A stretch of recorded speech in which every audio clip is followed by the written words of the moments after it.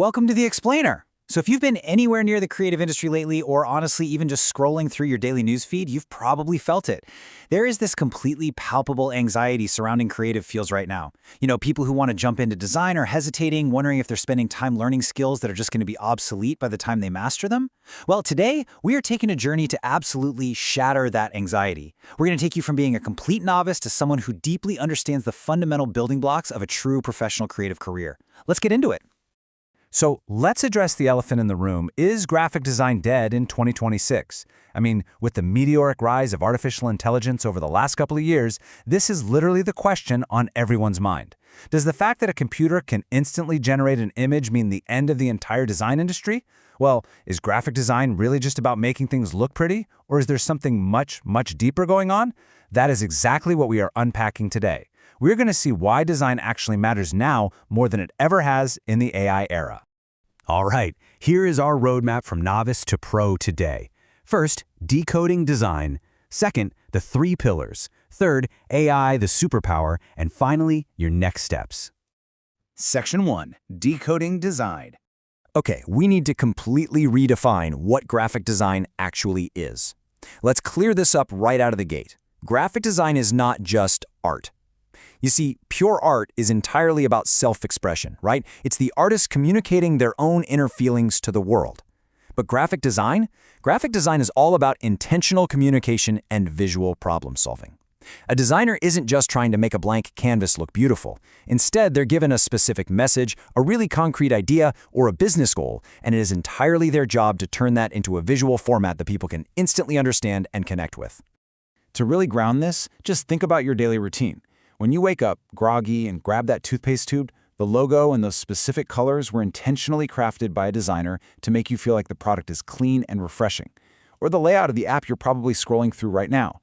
A designer literally solved the problem of where your thumb should naturally rest and where your eyes should naturally dart to. Even the packaging of your absolute favorite snack was engineered to grab your attention on a super crowded grocery store shelf. Everything you interact with daily was intentionally crafted by a graphic designer solving a highly specific visual problem. Section 2. The 3 pillars of good design. So you might be wondering, how do they actually solve these everyday visual problems? Well, they use a fundamental toolkit. And the first pillar of that toolkit is typography, which is basically the voice of text. Before your brain even registers the actual meaning of the words on a page or a screen, the fonts you choose are already speaking to the viewer. They dictate the mood instantly. The absolutely crucial point here is how drastically a font changes our perception. On one side, we have corporate trust. If a bank wants you to hand over your entire life savings, they are going to use a bold, clean, perfectly aligned font. It screams stability and safety. On the other side, if you are designing a poster for a horror movie, you're going to use a jagged, uneven, maybe even a scratchy font. It immediately creates this sense of unease and tension. Think about it. If you swapped those fonts and a bank used a jagged, bleeding font for your mortgage document, no way. You'd literally run out of the building. Choosing the right font sets the entire mood of your visual problem. Moving on, our second pillar is color psychology. This is the emotion of design. Colors actually trigger biological and psychological human emotions. For instance, red triggers excitement, urgency, and get this, even hunger. That is exactly why massive brands like McDonald's saturate their branding in red. They want you to feel hungry and excited when you see that drive-through sign. On the flip side, we have blue. Blue triggers feelings of security, calm, and strict professionalism. This is precisely why almost every major tech giant and traditional bank uses blue. They are visually communicating to your brain that your data and your money are totally safe with them. Now, these elements all come together in our final pillar, layout and composition. This is all about establishing a visual hierarchy. Once you have your perfectly chosen fonts and your psychologically tuned colors, how do you actually arrange those elements on a screen or a page? Well, a good layout acts as an invisible guide. It effortlessly leads the viewer's eye seamlessly to the most important information first, and then perfectly cascades down to the supporting details.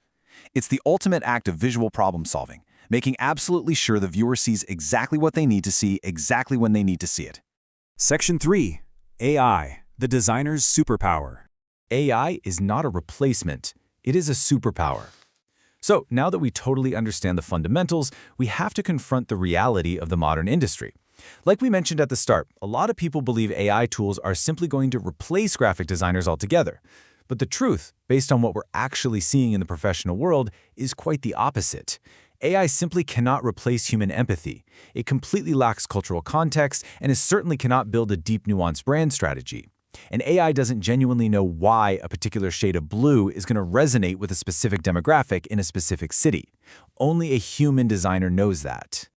But hey, here's where the superpower comes in. A designer who actually knows those 3 pillars we just discussed, and who also knows how to leverage AI tools, they can work 10 times faster. Instead of spending hours staring at a totally blank page, modern designers use AI to instantly brainstorm concepts. They use it to generate rapid visual assets. And most importantly, they use AI to remove tedious, repetitive, boring tasks from their workflow. By offloading all that busy work to the computer, the human designer is left completely free to focus on the ultimate creative vision and the professional execution of the project. So remember, AI is not your replacement. It's your ultimate, highly skilled assistant. Section 4, your creative journey begins.